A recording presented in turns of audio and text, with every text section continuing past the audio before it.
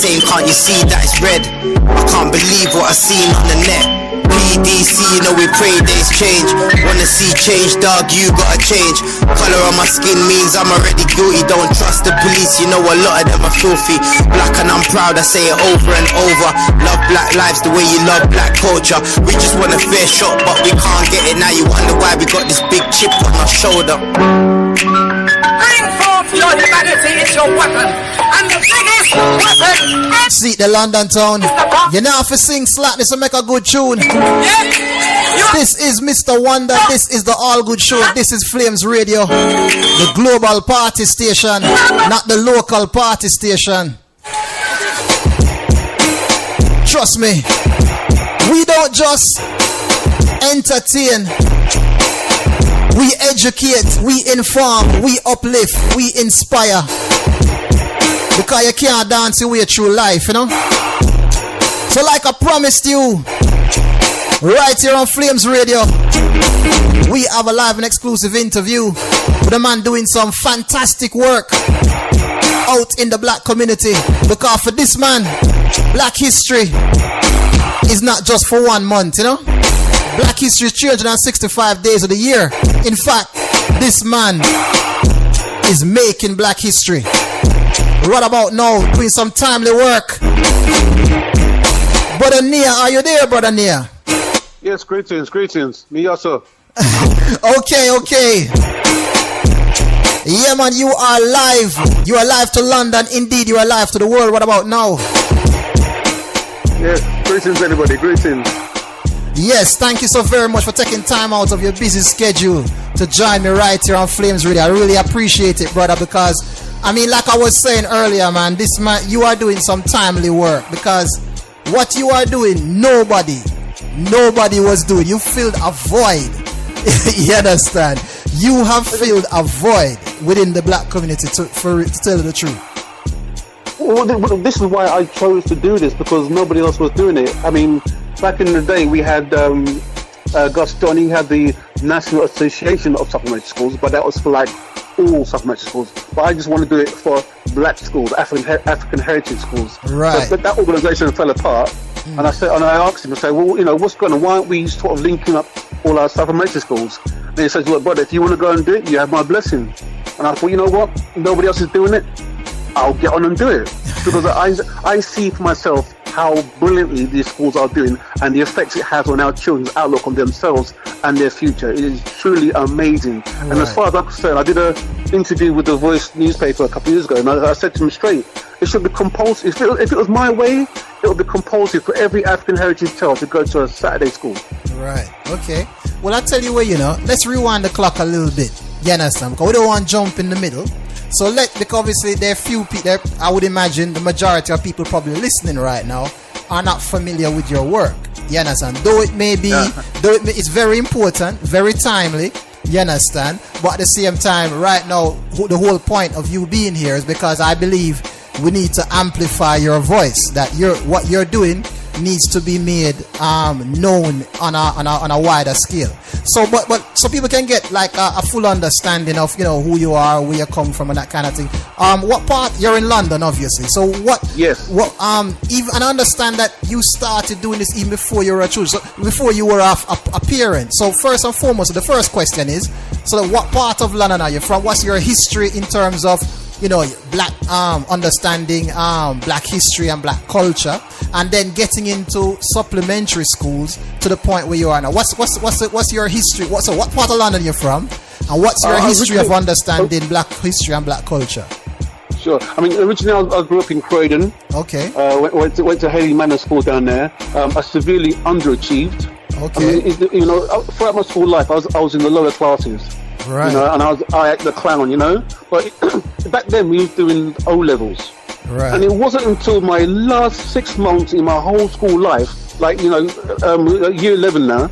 Yeah. The last 6 months before the phone exams, the teacher said to me, you know what, you're supposed to be doing O levels. You're supposed to be in the top classes.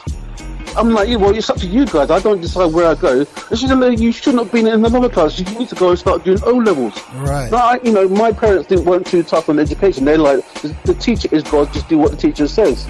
Right. So if I'm in a lower class, nobody argued about it. Right. My work was spot on. I was breezing for it. Probably because the work was so easy. Is why I actually declined in class. Right. But the teacher said I should have been in the higher classes. But like, that is 6 months before I finished my school life. Wow. Kind of late still, Is very much so. So fast forward to when I was like 1991. I think I was about 22, 23 years old, and I listened to an advert on the radio station, Genesis Radio in South London. They put out an advert for somebody to come along and support a supplementary school in Stockwell, which is the Nubian Foundation Saturday School, which is still going now. I thought to myself, you know what? I want to be active, because this is the time when there was riots in Brixton and Brian Douglas, or it was murdered by the police. And I thought, let's be active. So I went there and I volunteered in the school. And considering I underachieved so much in school, so in 1 year I had 5 maths teachers and they had 5 different methods for the same sum, and I was totally confused when it came to the exams. Right. So in this set school were unqualified parents.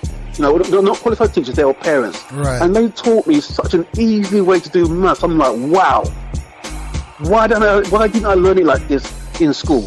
Right. And they were interactive. We weren't just sat there regurgitating from a board. They were interactive. They were able to give you more quiet time. I'm there to learn, and I'm there to help and support. But I learned so much myself. Right. And in this school was like a 5-year-old boy came in with his dad, and the dad said, "Look, this boy has been excluded from 5 nurseries because of his behaviour. Probably had ADHD or something like that." But and the last nursery said that boy is uneducatable, he's unteachable, can't teach him nothing. Right. But we in that Saturday school, we taught that boy algebra at 5 years old. We taught that boy how to write his name in hieroglyphics at 5 years old. So how is that unteachable? Right. Okay. So I'm seeing this throughout the class. At all the classes, we had every lesson we had English, science, maths. We had a separate African history as well, but within the science, maths, and English was the African influence in those. Because you cannot be talking about science and maths and not mention Imhotep. Right.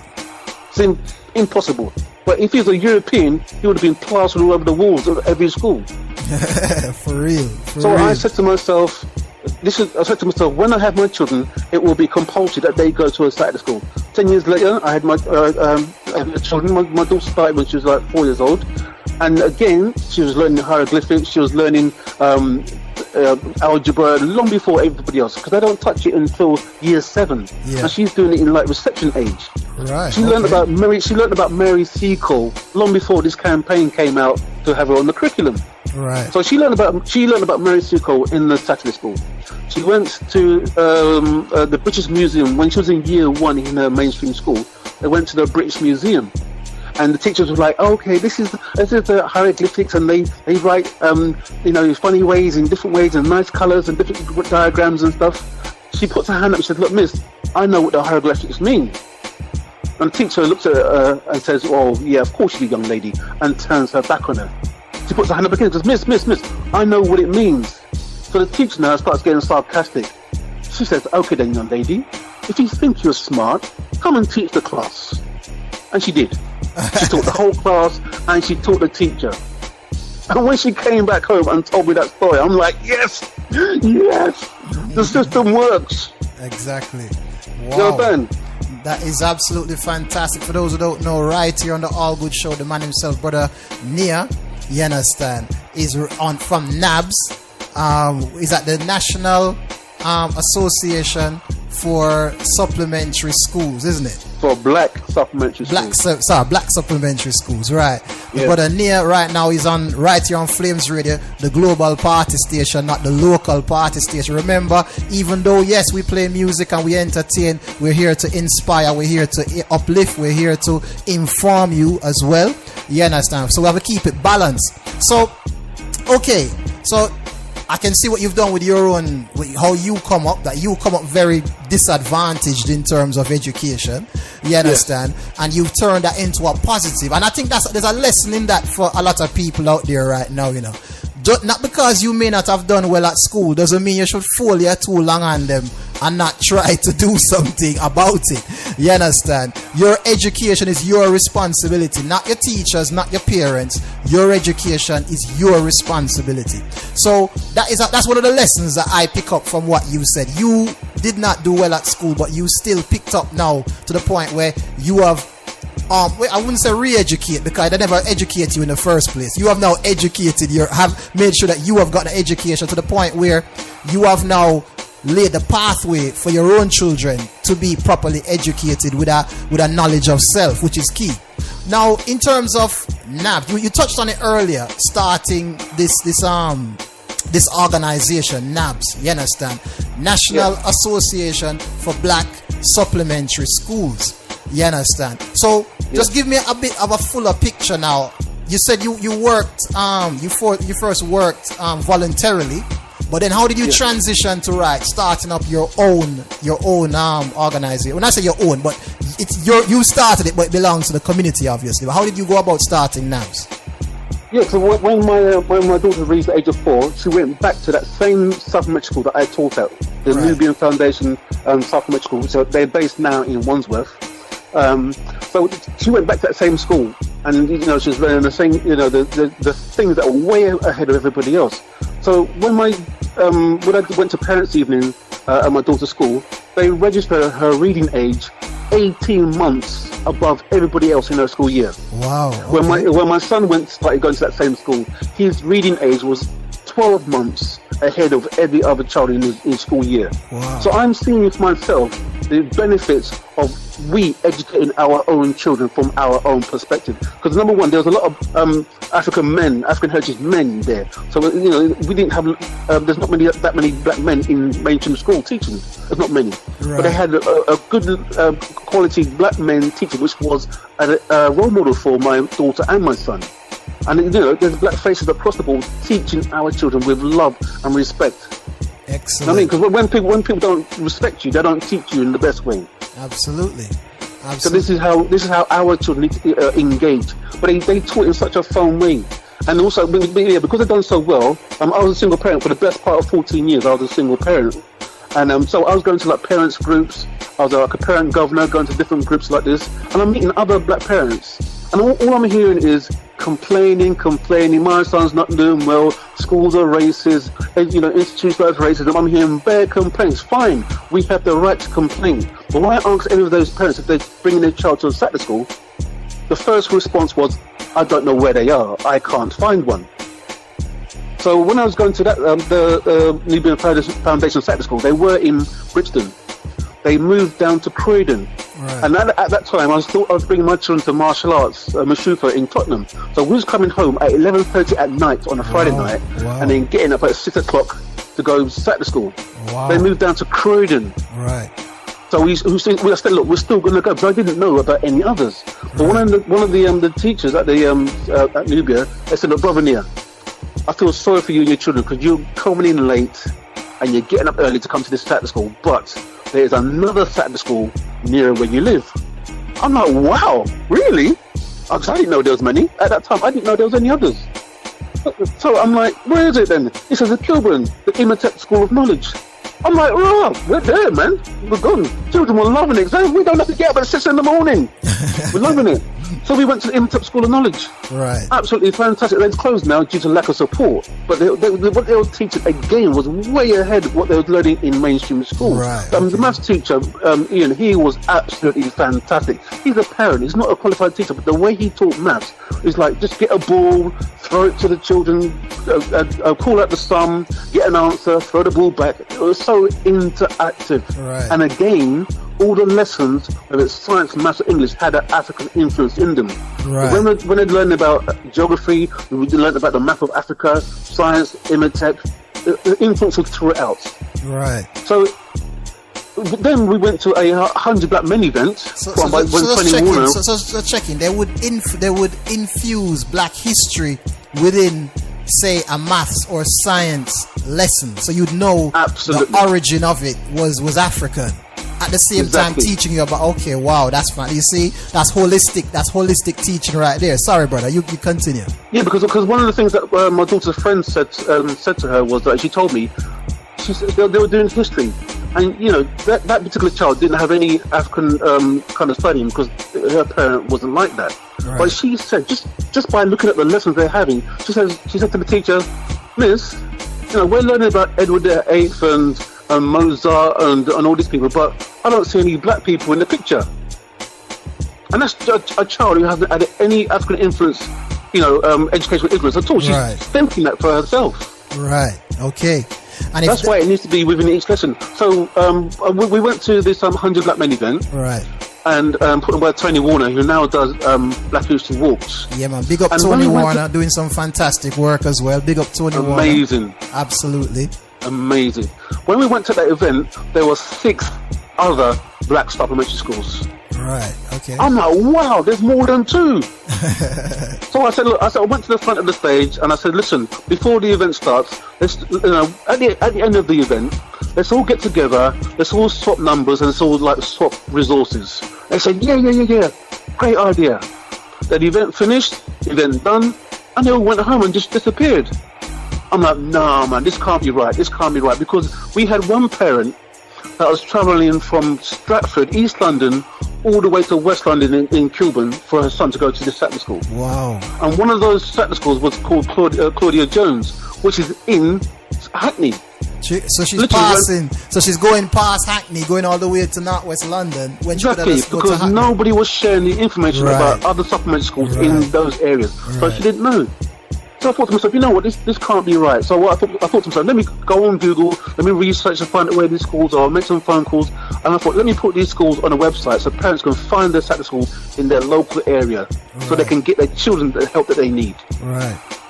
And that's how NABSS came about. Wow. So then you started up NABSS, right? Which is now what I say, one of the things I get from you, with everything that you tell me, I get an undercurrent of a message. Now the second message I'm getting, first message about educating self, you understand, and where the responsibility of the education ultimately lies. But the second lesson I'm getting now is a do for self. Get up and do something. Don't wait for anybody else to do it. If it's an idea that's come to you, you need, the responsibility is yours to get up and do something. So you got up and you done something. So, you know, for that you must be applauded. But for that alone you must be applauded. Now, to talk about what you actually did. What exactly is NABSS? What is it? What is its essence and core? What does it ultimately want to effect and change?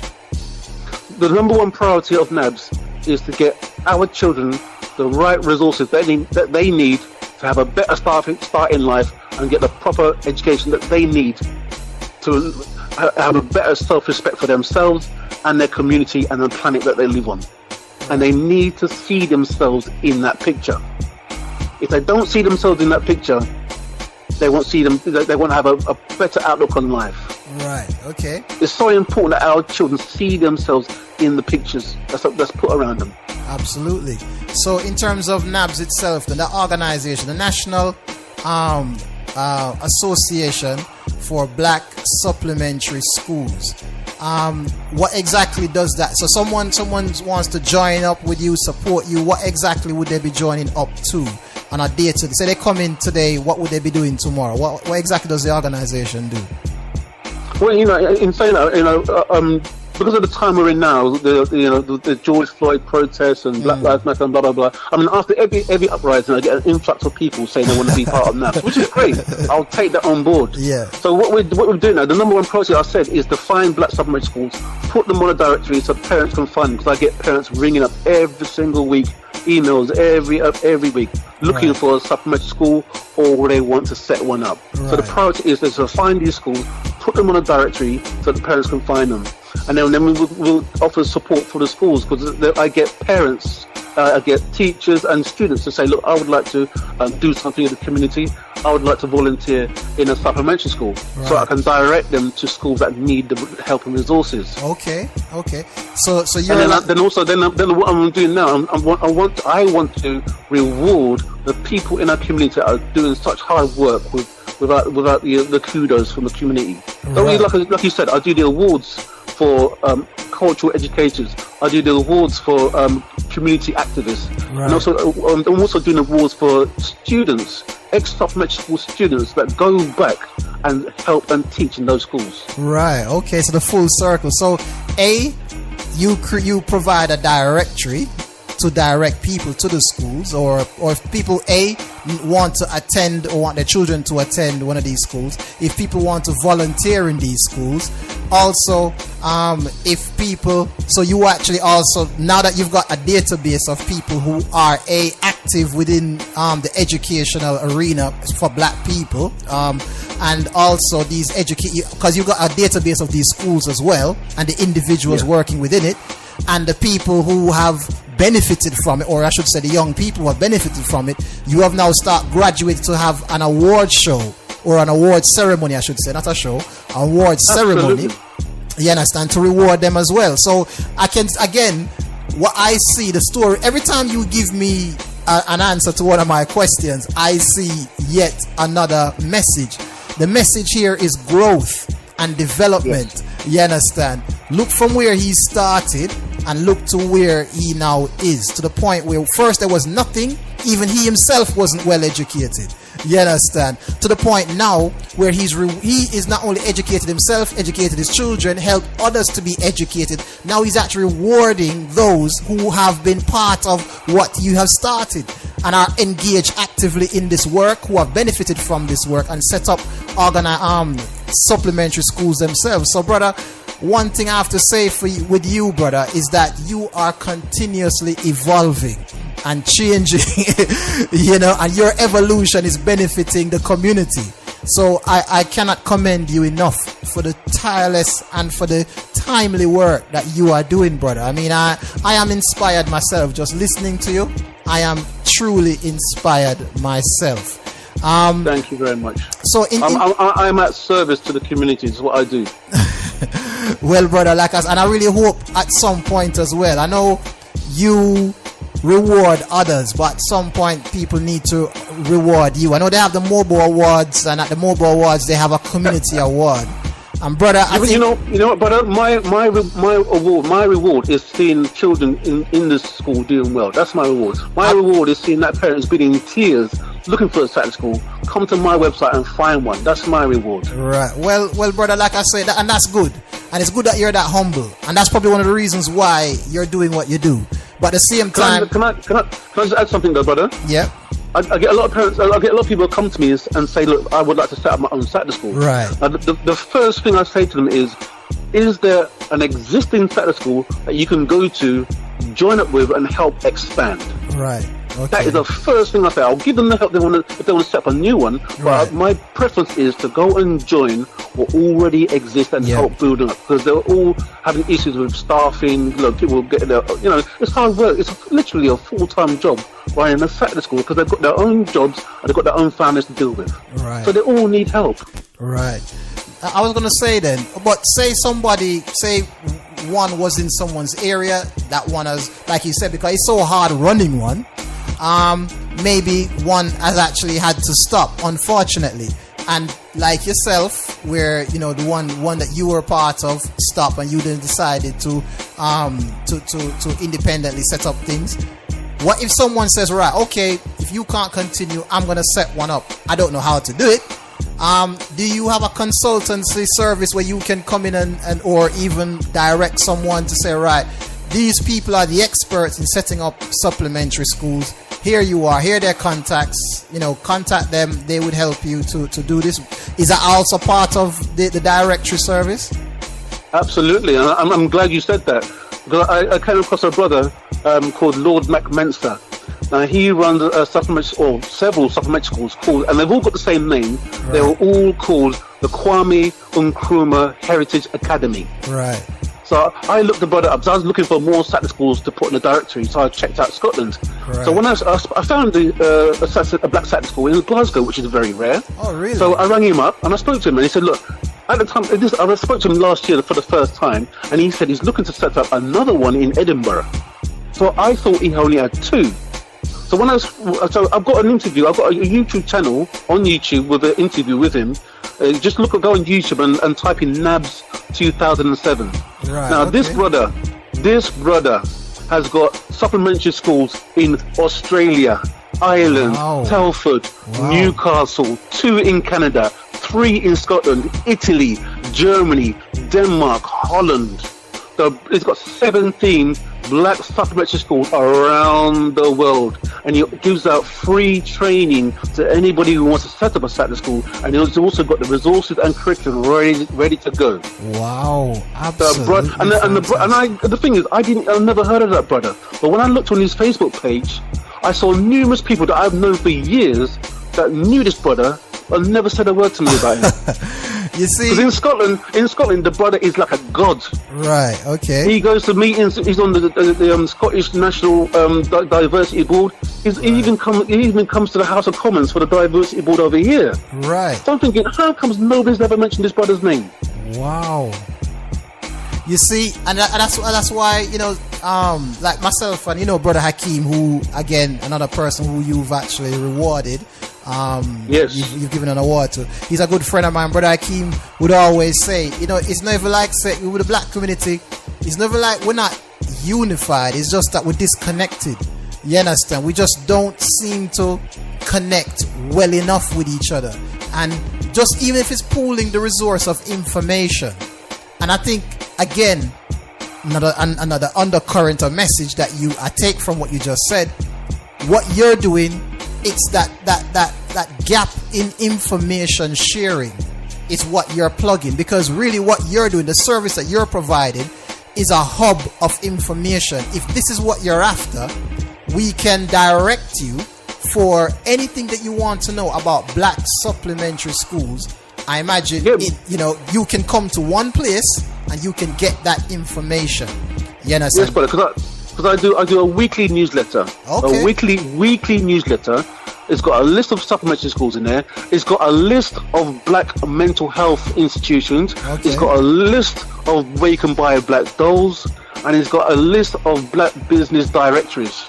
Okay. Every single week is in there. Wow. Brother, if people want to first and foremostly connect with you, or they want to find out more about you, have you got like your social media and all that turned up kind of thing? Yes. You can go to Twitter and Instagram. It's NABSS3, NABSS and the number 3.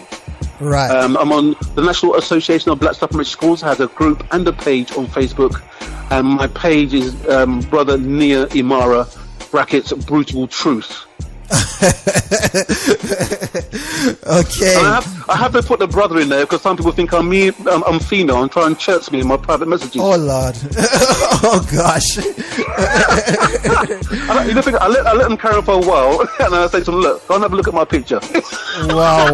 Well, brother Nia, like I say, I know Nia means purpose. You understand? Indeed. It's Swahili. Yes. You understand? So it's obviously one of the pillars of Kwanzaa, for those who don't know. Mm-hmm. So yeah, and that means purpose. So brother, I must emphasize the Kwanzaa principles are for all year absolutely, round. absolutely. We must stop treating Kwanzaa like a black Christmas. Exactly. We must stop doing that. Exactly. Because like in 2012 and 2013, I put on a summer reaffirmation event in the summer to reaffirm the Kwanzaa principles, and not a single person turned up either time. Wow, really? And these are the conscious people I'm chatting about. Right. So we must stop treating Kwanzaa like a black Christmas. Put it down on the 26th though, 26th of December though, place full. You know. Yeah, that's place full. Because Kwanzaa was put on at that time of year as a strategy, because we're not supposed to be working during Kwanzaa, and the only time of year that we was off the plantation was during the Christmas break. Right. That was the only time it was done at that time. Kwanzaa is supposed to be a harvest festival. Right. And we got a big summer holiday now. We've got plenty of time to reaffirm the Kwanzaa principles. Absolutely, sir. Absolutely. So, well, brother, we're kind of running out of time, really. So I'm going to have to let you go. I'm going to have to go myself. So, it's been indeed a pleasure. It's been indeed an honor, brother. Thank you. And in terms of anything coming down the pipeline that you think people need to know about, get interactive with, get involved with, What is there anything coming over the horizon that you want to let people know? Yes, coming to September, children are going back to school, so I'll be doing a push to get as many parents to understand about black supplementary schools, know where they are, find out where they are, get their children there. Because I'm doing a push to get children into these supplementary schools. Right. And these supplementary schools that are out there to register every September and every January. So I've got correct details on my website. I don't want to hear about you shutting down with a parent knocking on the empty door. I need supplementary schools to register for free every September, every January, so I've got correct details on my website. And also, because of the lockdown, a lot of supplementary schools that had to close and did it online, and they actually thought it's better to stay online. Right. So I'm updating the directory to include online supplementary schools and tutors. I've got a list of tutors from different areas. They're all going to be on the website. Right, okay. It's about sharing the information. Share. Absolutely, brother. Just you want to let people know your website again, because that's fundamental. You want to shout that out one more time? It's www.nabss.org.uk. So that's NABSS, nabss.org.uk. That's nabss.org.uk. Brother Nia, thank you so very much for getting involved right here, for as I said, for taking time out to speak to me this evening. I feel honored. And trust me, brother, this is an open forum for you. Whenever, if you have a specific drive that you're looking to highlight or to promote, brother, this floor is open to you. You come right here on Flames Radio. We'll give you the platform for you to let people know the timely work that you're doing. Thank you so very much, brother. Beautiful. Thank you very much. Thank you. Take care, brother. All right. Bless up, sir. Okay, that's brother Nia. Sometimes I wonder how I keep from going under.